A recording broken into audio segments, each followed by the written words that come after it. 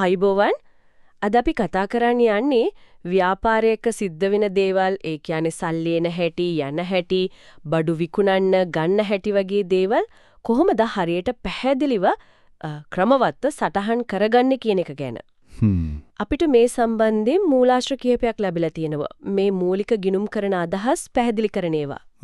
ඉතින් අද අපි බලමු මේ ලේඛන ඇසුරෙන් ව්‍යාපාර ගනුදෙනු වාර්තා කිරීමේ හරය විශේෂයෙන්ම ද්විත්ත බලපෑම කියන එකයි ඒක සටහන් කරන ද්විත්ත සටහන් ක්‍රමය කියන එකයි සරලව තේරුම් ගන්න. ඇත්තටම ව්‍යාපාරයක් කියන්නේ නිතරම වෙනස් වෙන දෙයක් නේ. ගනුදෙනු වෙනවා, දේවල් වෙනස් වෙනවා. ඉතින් ඒ වෙනස් වීම හරියට මැනගන්න ව්‍යාපාරයේ ඇත්ත తත්ත්වය තේරුම් ගන්න මේ ක්‍රමානුකූල වාර්තාකරණය අත්‍යවශ්‍යයි. මේක හරියට භාෂාවක හොඩි ඉගෙන ගන්නව වගේ තමයි. මූලික කරුණු ටික පැහැදිලි වුණාම පස්සේන සංකීර්ණ දේවල් තේරුම් ගන්න ලේසි. ඒක ඇත්ත. එහෙනම් අපි මුලින්ම කතා කරමු අර ද්විත්ත බලපෑම කියන කාරණය ගැන. හරි. ඔව්. අපිට ලැබුණු තොරතුරු වල කියන විදිහට ව්‍යාපාරයක සිද්ධ වෙන හැම මූල්‍යමය දෙයක්ම ඒ කියන්නේ හැම ගනුදෙනුවක්ම අඩුම ගානේ තැන් දෙකකට බලපානවා. ඔව්. අවම වශයෙන් දෙකකට. ඒ බලපෑම වෙන්නේ ව්‍යාපාරයේ තියෙන දේවල් වලට. ඒ කියන්නේ වත්කම් වගකීම්, අයිතිකරුවෙගේ හිමිකම්, ආදායම්, වියදම් වගේ අංශවලට. උදාහරණයක් කිව්වොත් හිතන්නකෝ අයිතිකාරයා ව්‍යාපාරයට තමන්ගේ සල්ලි දාලා පටන් ගන්නවා. ප්‍රාග්ධනය යොදවනවා. හරි. එතකොට මොකද්ද වෙන්නේ? ව්‍යාපාරයේ ඇතේ තියෙන මුදල්, ඒ කියන්නේ වත්කමක් වැඩි වෙනවා. ඔව්, මුදල් එනවා. ඒ එක්කම අනික් පැත්තෙන් ව්‍යාපාරයේ අයිතිකරුවට තියෙන අයිතිය, ඒ කියන්නේ හිමිකම, ඒකත් වැඩි වෙනවා. එක සිදුවීමයි බලපෑම් දෙකයි නේද?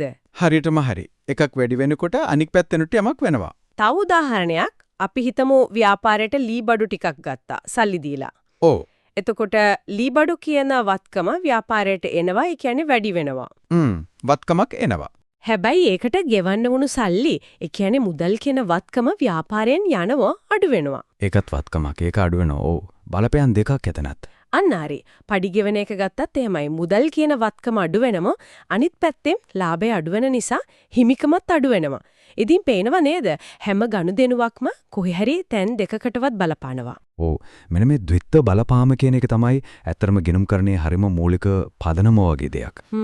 මොකද මේක නිසා තමයි අර ගෙනුම්කරණයේ තියෙන ප්‍රධාන සමීකරණය, ඒ කියන්නේ වත්කම් සමානයි වගකීම් සහ හිමිකම් වල එකතුවට වත්කම් සමානයි වගකීම් ප්ලස් හිමිකම් කියන එක හැම වෙලාවෙම බැලන්ස් වෙලා, ඒ කියන්නේ තුලණය වෙලා තියෙන්නේ. ඒ කියන්නේ හැම ගනුදෙනුවකින් පස්සෙත් ඒ සමීකරණය හරියනවා. ඔව්.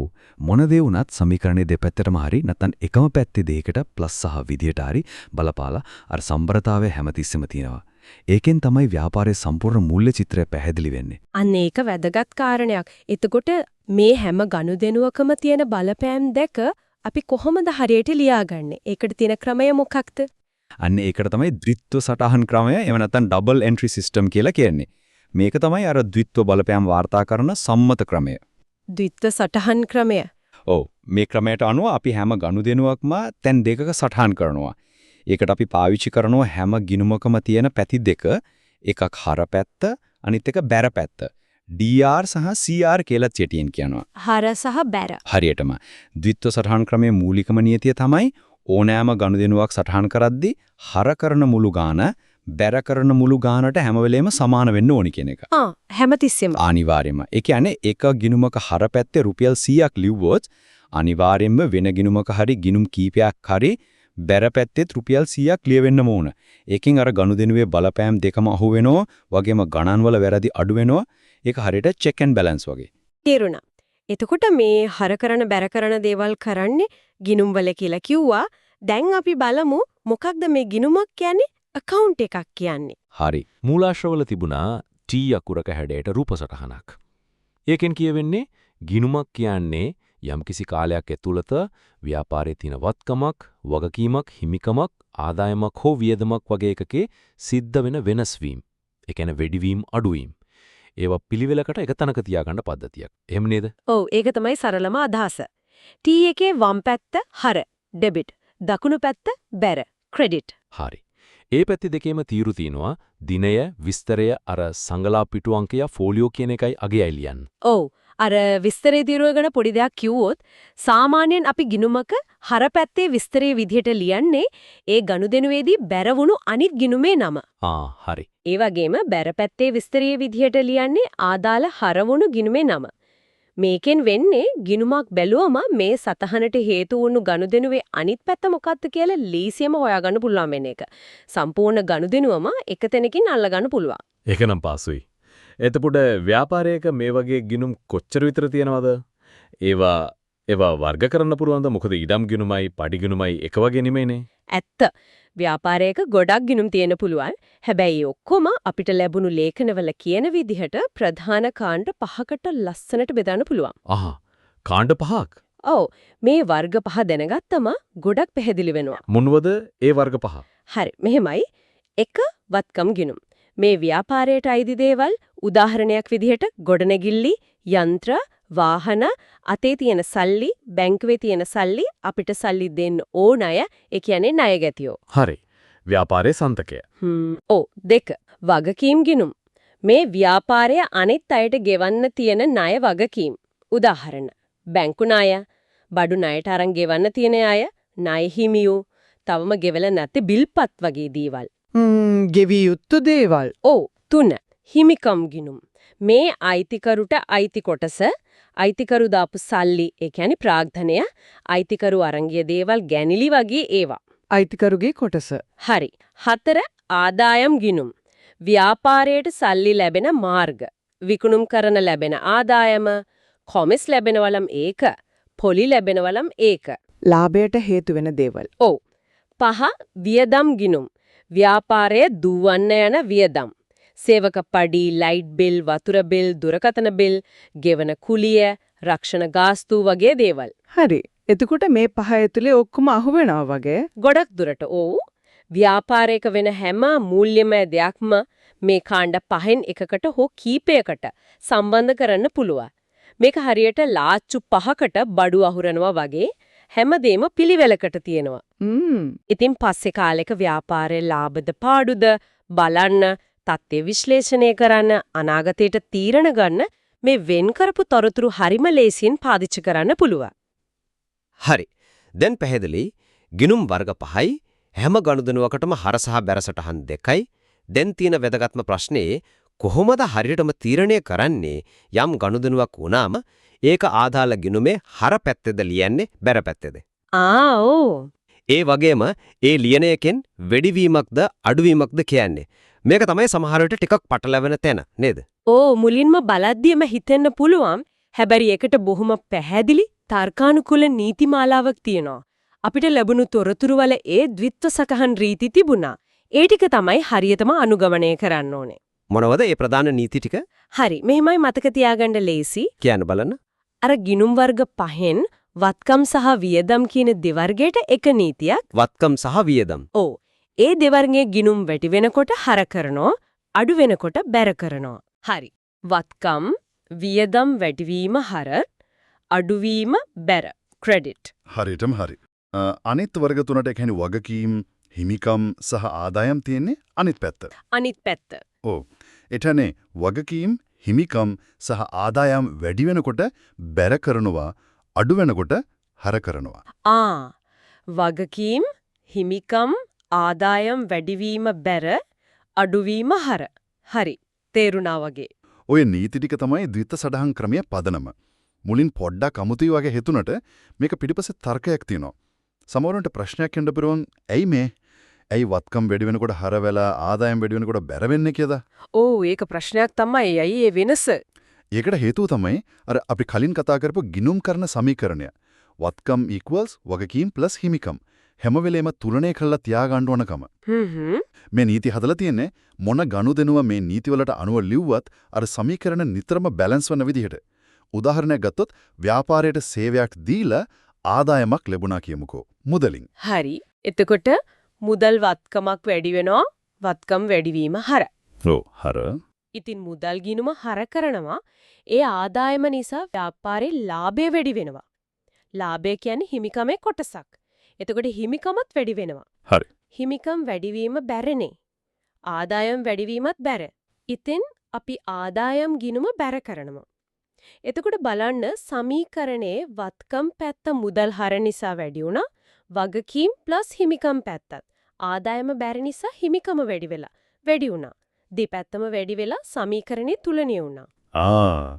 ඒ විදිහට තමයි ඒක වැඩ කරන්නේ. ඔව් හැම ගනුදෙනුවකදීම ඔර විදියට සමීකරණේ බැලන්ස් වෙන තමයි මේ නීති හැදිලා තියෙන්නේ. ඒකනා හොඳ පැහැදිලි කිරීමක්. දැන් අපි මේ නීති ටික තව ටිකක් තහවුරු කරගන්න අර මූලාශ්‍රය වල තිබුණු උදාහරණ කීපයක් මේකට දාලා බලමුද? හොඳ අදහසක්. තිබුණා එකක් රුපියල් 500,000ක් දීලා යන්ත්‍රයක් ගන්නවා. තොහමල සටහන. හරි. යන්ත්‍රයක් ගත්තම යන්ත්‍ර කියන්නේ ව්‍යාපාරිට වත්කමක් නේ. ඔව්. අපි ඉගෙන ගත්ත වත්කම් වැඩිවීම හර කරනවා කියලා. හරි. එහෙනම් යන්ත්‍ර ගිණුම රුපියල් 500,000කින් හර කරනවා. ඒකට සල්ලි ගෙවනව නේද? ඔව් මුදලින් ගෙවන්නේ. එතකොට මුදල් කියන වත්කම අඩු වෙනවා. වත්කම් අඩුවීම බැර කරනවා. හරි. ඒ නිසා මුදල් ගිණුම රුපියල් 500,000කින් බැර කරනවා. බලන්න හර 500,000යි බැරත් 500,000යි සමානයි. හරියටම හරි. තව එකක් ව්‍යාපාරයට රුපියල් 200,000ක බැංකු ණයක් ලැබෙනවා. එතකොට ණයක් ලැබුණම ව්‍යාපාරයට සල්ලි එනවා. මුදල් කියන්නේ වත්කමක්. වත්කම් වැඩිවීම හර. DR. ඔව්. ඉතින් මුදල් ගිණුම 200,000කින් හර කරනවා. ඒකම ව්‍යාපාරයට අලුත් වගකීමක් එකතු වෙනව නේද? ඔව් ණය ගෙවන්න ඕනනේ. අන්න ඒක. බැංකු ණය කියන්නේ වගකීමක්. වගකීම් වැඩිවීම මොකද කරන්නේ? වගකීම් වැඩිවීම බැර CR. හරියටම හරි. ඒ නිසා බැංකු ණය ගිණුම 200,000කින් බැර කරනවා. මෙතනත් හර = බැර. නියමයි. දැන් හිතමු අයිතිකරු තව රුපියල් 300,000ක් මුදලින් ව්‍යාපාරයට දැම්මා. ප්‍රාග්ධනයේ විදිහට. ආයෙත් ව්‍යාපාරයට මුදල් එනවා. මුදල් කියන්නේ වත්කමක්. වත්කම් වැඩිවීම හර. DR. මුදල් ගිණුම 300,000 හර. ඔව් ප්‍රාග්ධනය කියන්නේ අයිතිකරුගේ හිමිකමනේ. එතකොට හිමිකම වැඩි වෙනවා. හිමිකම් වැඩිවීම බැර. CR. එහෙනම් ප්‍රාග්ධන ගිණුම 300,000ක් බැර. හරි. හොඳයි. දැන් ආදායමක් ලැබෙන එකක්. රුපියල් 20,000ක පොලි ආදායමක් මුදලින් ලැබෙනවා. හරි. මුදල් වත්කමක් ලැබෙනවා. වත්කම් වැඩිවීම හර. DR. මුදල් ගිණුම 20,000 හර. පොලි ආදායම කියන්නේ ආදායමක්. ආදායම් වැඩිවීම බැර.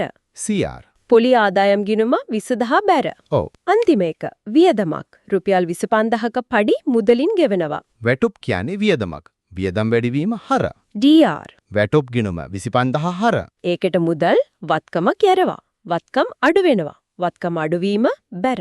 CR. මුදල් ගිණුම 25,000 බැර. හරියටම හරි. හැම එකකම දැක්කනේ හරයි බැරයි සමානයි. කියලාත් තිබුණා. ඔව් ලෙජර් එක කියන්නේ තමයි ව්‍යාපාරයේ තියෙන මේ අපි කතා කරපුව හැම වර්ගයකම ගිණුම් ඔක්කොම එකට එකතු කරලා තියෙන ප්‍රධාන පොතට. සමහර විට දැන් කාලේ නම් මේක පරිගණක පද්ධතියක් වෙන්න පුළුවන්.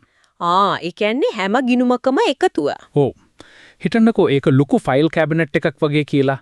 එක එක ලාච්චුවක ගිණුමක ඒකට අදාළ ඔක්කොම විස්තර තියෙනවා. මුදල් ලාච්චුව, ගොඩනැගිලි ලාච්චුව, විකුණුම් ලාච්චුව ඔය වගේ. හරි. ලෙජරේ වැදගත්කම තමයි ව්‍යාපාරයේ ඕනෑම අයිටම් එකක් ගැන වත්කමක්, වගකීමක්, ආදායමක්, වියදමක් වේවා ඒකේ සම්පූර්ණ ඉතිහාසයයි වර්තමාන ශේෂයයි බලාගන්න පුළුවන් එකම සංවිධානාත්මක තැනවීම. මේක තමයි මූල්‍ය වාර්තා හදන්න පාවිච්චි කරන ප්‍රධාන පොත. ඇත්තලම මේ නීති රීති ඉගෙන ගත්තට පස්සේ ඒවා නිකම් ඔළුවේ තියාගෙන ඉඳලා බෑ නේද? පාවිච්චි කරලා බලන්නත් එපයි. අනිවාර්යෙන්ම.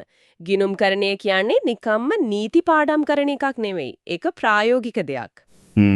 නීති දැනගත්තට විතරක් මදි. අර මූලාශ්‍රවල ක්‍රියාකාරකම් අභ්‍යාස දීලා තිබුණේ අන්න ඒකට තමයි. විවිධ ගනුදෙනු දීලා ඒවට හරබැර ලියන්න කියලා තිබුණා. ඔව් අම් දැක්කා. ඒ වගේ දේවල් කරන තරමට තමයි මේ නීති හොඳට පුරුදු වෙන්නේ. වැරදෙන එක අඩු වෙන්නේ. ඒක ඇත්ත. ඉතින් අද අපි කතා කරපු මේ ඔක්කොම ගෙම්ම ගත්තම අපිට අල්ලගන්න තියෙන ප්‍රධානම කාරණාව මොකද්ද? අපි අද බැලුවා ව්‍යාපාරයක සිද්ධ වෙන හැම ගනුදෙනුවක්ම අඩුම ගාණිතයන් දෙකකට බලපානවා. ද්විත්ව බලපෑම. ඔව්. ඒ බලපෑම් දෙක ද්විත්ව සටහන් ක්‍රමයේ කියන ක්‍රමයට අනුව හර සහ බැර කියන පැති දෙකක් යටතේ ඔව්. ප්‍රධාන ගිණුම් වර්ග 5කට වත්කම්, වගකීම්, හිමිකම්, ආදායම්, වියදම් අදාළව අපි කතා කරපු අර නිශ්චිත නීති මාලාවට අනුව ක්‍රමානුකූලව වාර්තා කරනවා කියන එක. හරියටම හරි. ওই ක්‍රමානුකූල බව තමයි මෙතන තියෙන වැදගත්ම දේ. මේ විදිහට හැම දෙයක්ම ලියන නිසා තමයි ව්‍යාපාරයක මූල්‍ය තත්වය ගැන පැහැදිලි, නිවැරදි, විශ්වාසවන්ත චිත්‍රයක් ගන්න පුළුවන් වෙන්නේ. ඒ තොරතුරු පාවිච්චි කරලා තමයි කළමනාකරුවෝ, ආයෝජකයෝ, බැංකු වගේ පාර්ශව ව්‍යාපාරය ගැන වැදගත් තීරණ ගන්නේ. මේක නිකම්ම ඉලක්කම් ලියන එකකට වඩා ව්‍යාපාරයේ කතාව කියන භාෂාවක් වගේ. මේක ඇත්ත. ඉතින් මේ සාකච්ඡාව අවසානයේදී මට හිතෙන එක දෙයක් අපි දැක්කනේ මේ ගිණුම් කරන නීති කොච්චර පිළිවෙලකට සූක්ෂමව හැම දෙයක්ම වාර්තා කරනවද කියලා. ඔව්. දැන් හිතන්න මේ විදිහට එකතු කරගන්න දත්ත නිකම්ම පොත් බැලන්ස් කරලා ලාභද පාඩුද කියලා හොයනවට එහා ගිහින් ව්‍යාපාරයක අනාගතය ගැන ගන්න තීරණවලට උපාය මාර්ගවලට කොයිතරම් බලපෑමක් ඇති කරනවද? මේ කියන්නේ ඒ කියන්නේ උදාහරණයක් විදිහට හරියටම දන්නවනම් වියදම් වැඩිපුරම යන්නේ මොන අංශයටද කියලා ඒ වියදම් අඩු කරන්න මොනවද කරන්න පුරුවන් කියලා හිතන්න පුරුවන් නේද? ඔව් එහෙම පුළුවන්. බාණ්ඩයක් හබන හොඩේ ක්‍රිකේට් කරන දියදම් වේද මේ වගේ නිවැරදි දත්ත තියෙන එක ඒකේ මිල තීරණය කරන්න කොච්චර උදව්වක් වේද? ඉතින් නිකම්ම වාර්තා තියෙනවට වඩා මේ තොරතුරු ව්‍යාපාරය දියුණු කරන්න අනාගතයට හරවන්න කොහොමද පාවිච්චි කරන්න පුළුවන් කියන එක ගැනත් හිතන්න වටිනවා.